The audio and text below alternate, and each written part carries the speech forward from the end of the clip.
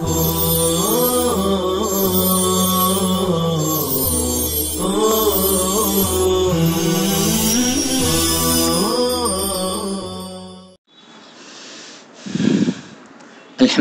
رب العالمین والصلاة والسلام علی سید الانبیاء والمرسلین سیدنا محمد وآلہ وصحبہ اجمعین۔ باب القتال فی الجہاد، جہاد میں لڑائی کی ترتیب کا بیان۔ قال اللہ تعالی اعوذ باللہ من الشیطان الرجیم بسم اللہ الرحمن الرحیم فَإِذَا لَقِيتُمُ الَّذِينَ كَفَرُوا فَضَرْبَ الرِّقَابِ۔ فقہ کی تمام کتابوں میں اس باب کے ساتھ کیفیت القتال کا لفظ لگایا گیا ہے۔ احادیث میں بھی کیفیت قتال بیان کرنا مقصود ہے، کیونکہ اس باب میں جتنی احادیث مذکور ہیں تقریباً سب میں قتال کی کوئی نہ کوئی کیفیت کا ذکر ہے۔ ملا علی قاری رحمۃ اللہ علیہ فرماتے ہیں ای فی حث القتال و ترغیبہ و ثوابہ، یعنی اس باب میں کفار سے لڑنے کی ترغیب کا بیان ہے، ثواب کا بیان ہے، اور کفار سے لڑنے پر ابھارنے اور برانگیختہ کرنے کا بیان ہے۔ کچھ لوگ ایسے ہیں جو طبعی طور پر جہاد کو مکروہ سمجھتے ہیں تو وہ یہاں خوش ہو جاتے ہیں کہ دیکھو جہاد اور چیز ہے اور لڑنا اور چیز ہے، ہم اگرچہ لڑتے نہیں ہیں مگر جہاد میں برابر لگے ہوئے ہیں، اور جہاد میں لڑنا ایک جزوی معاملہ ہے جو بدرجہ مجبوری ہے۔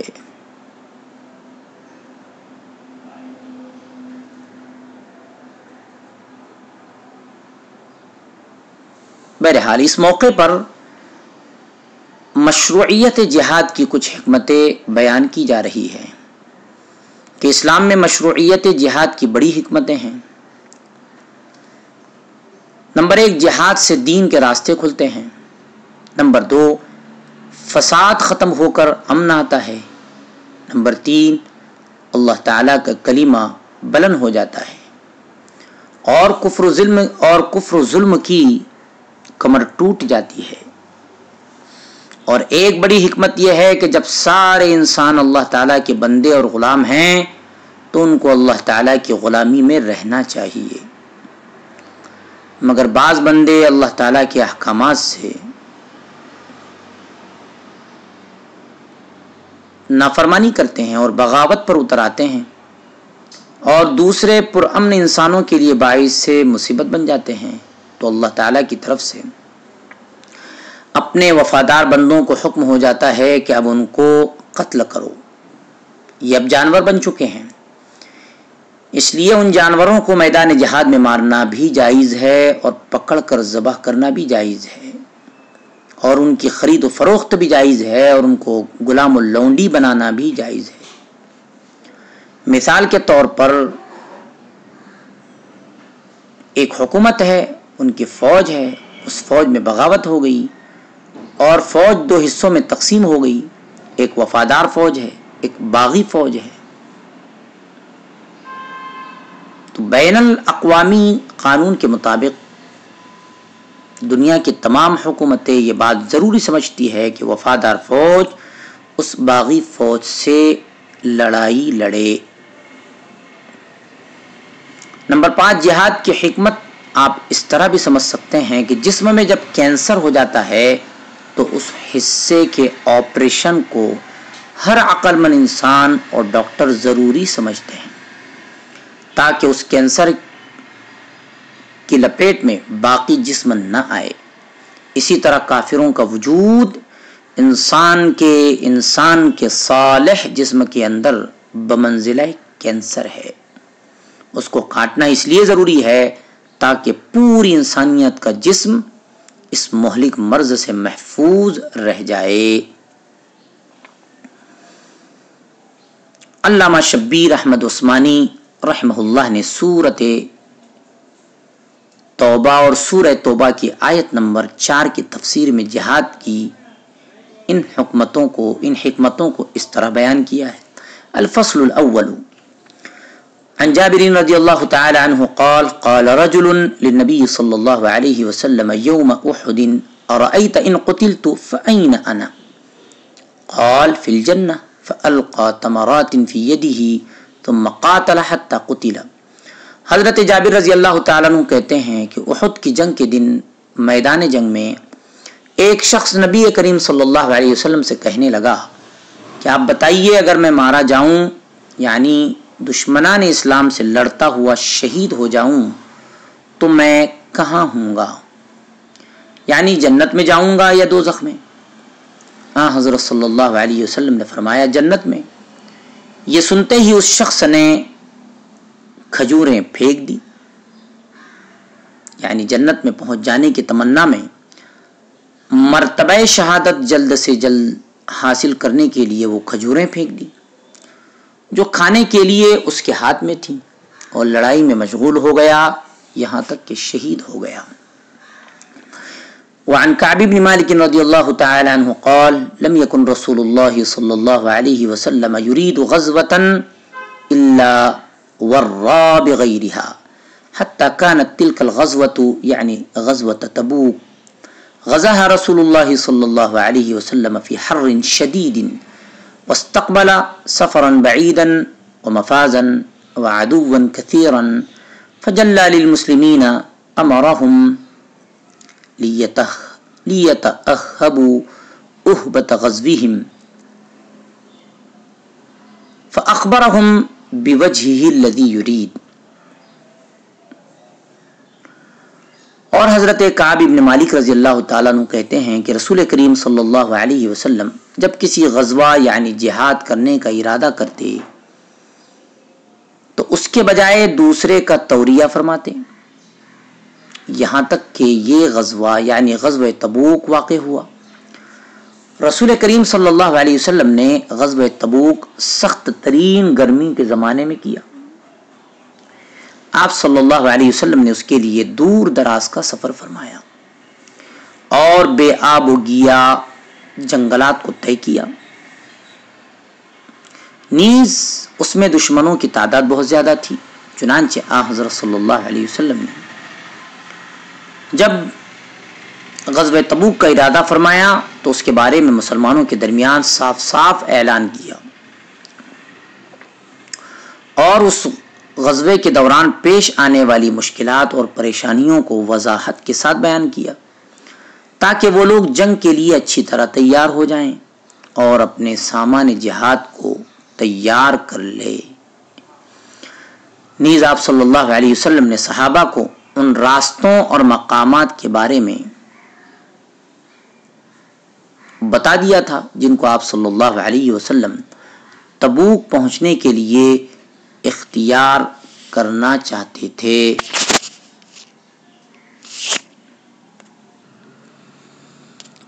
اوپر ہم نے پڑھا فجلّى للمسلمین امرہم،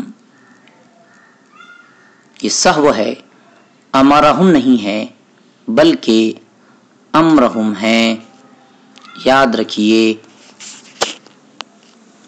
ورّا یہ لفظ توریہ سے ہے جو باب تفعیل سے ہے۔ توریہ تعریض اور کنایہ کو کہتے ہیں کہ دشمن سے اصل حقیقت کو چھپایا جائے اور دوسری بات کو ظاہر کیا جائے۔ مثلا جانا کسی ایک طرف ہے اور تفتیش و تذکرے کسی دوسری طرف کے شروع کیے جائیں۔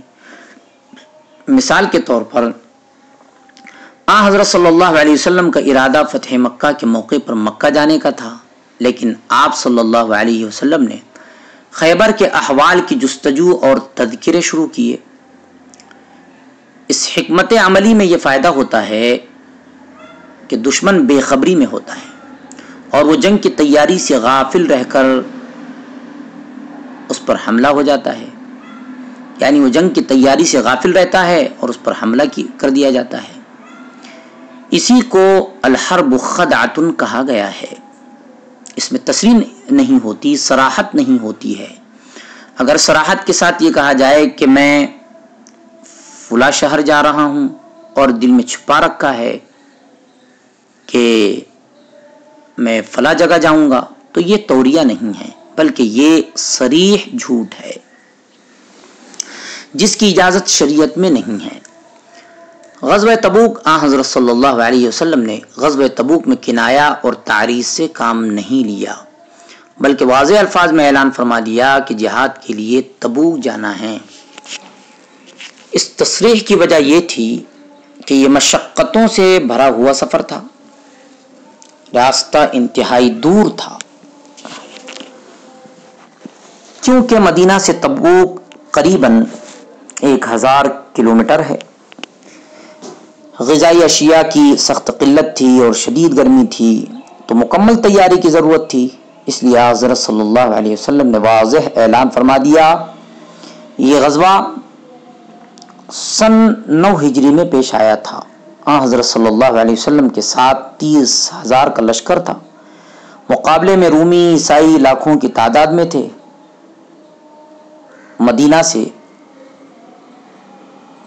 براستہ خیبر جا کر آگے العلا کا علاقہ آتا ہے، اس کے بعد مدائن اور وادی سمود، اور اس کے بعد تبوک کا علاقہ آتا ہے۔ وعن جابر رضی اللہ تعالی عنہ قال قال رسول اللہ صلی اللہ علیہ وسلم الحرب خدعۃ، اور حضرت جابر رضی اللہ تعالی عنہ کہتے ہیں کہ رسول کریم صلی اللہ علیہ وسلم نے ارشاد فرمایا، جنگ مکر و فریب کا نام ہے۔ الخدعہ یہ لفظ خا کے ضمہ کے ساتھ ہے، دال ساکن ہے۔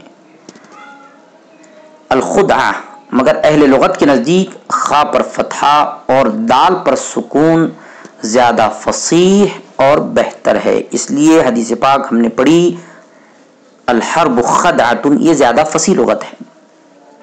معنی ہے چال، تدبیر، مکر و حیلہ اور فریب۔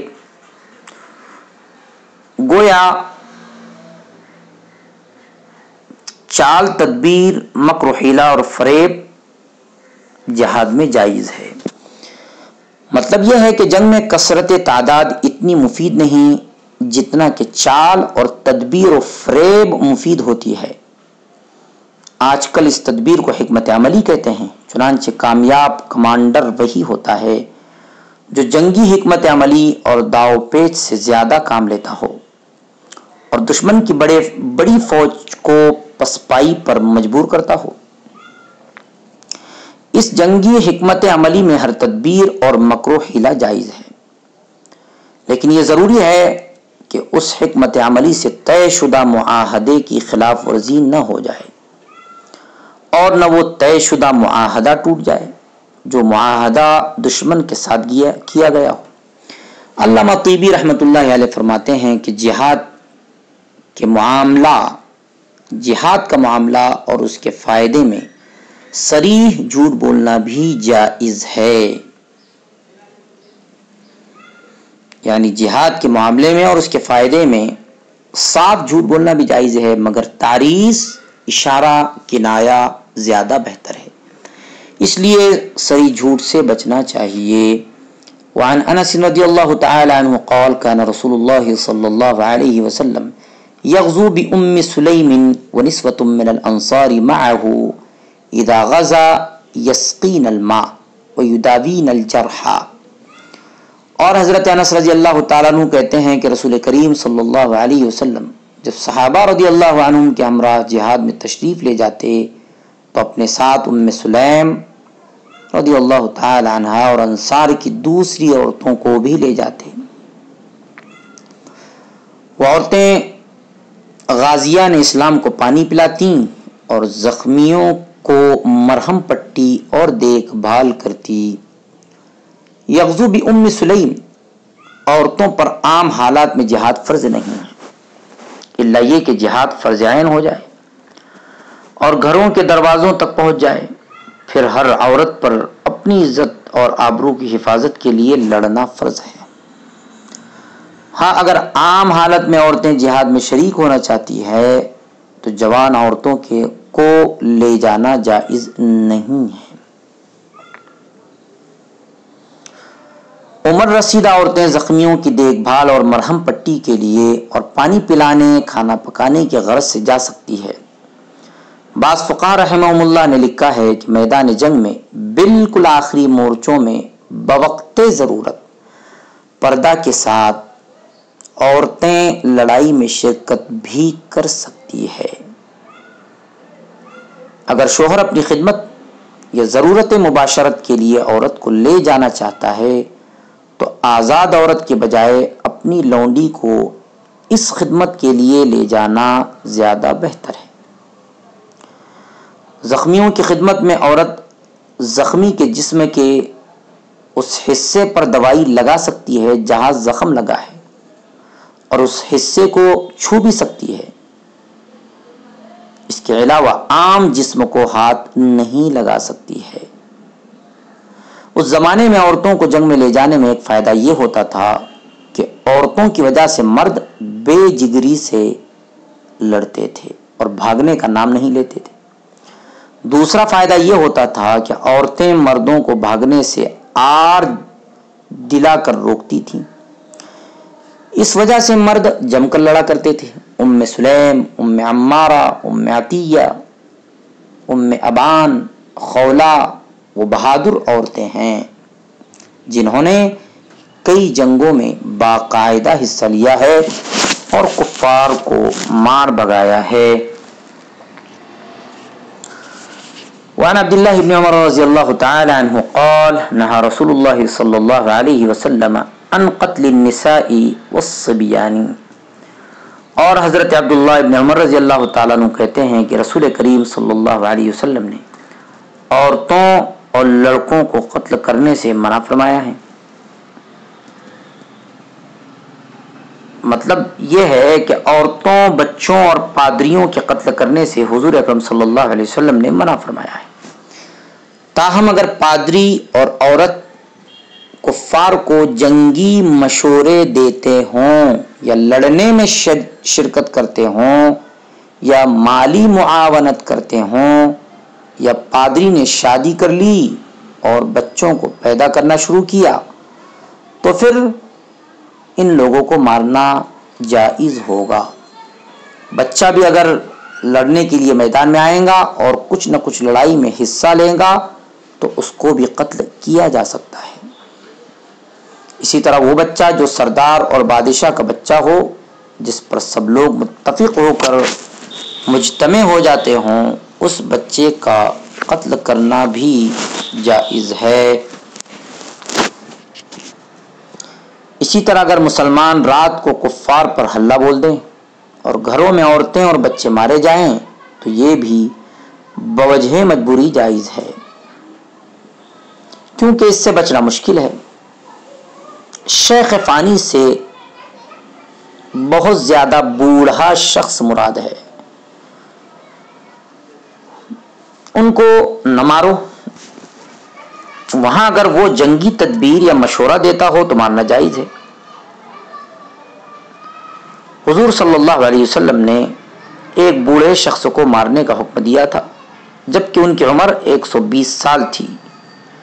جنگ حنین میں ایسا ہوا تھا کیونکہ نام درید تھا، کیونکہ درید انتہائی سمجھدار اور مشورہ کار آدمی تھا۔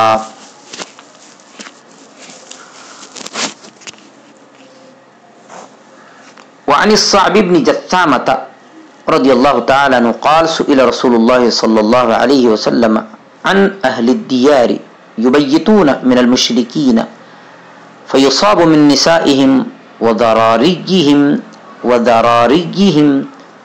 قال هم منهم وفي روایت هم من آبائهم۔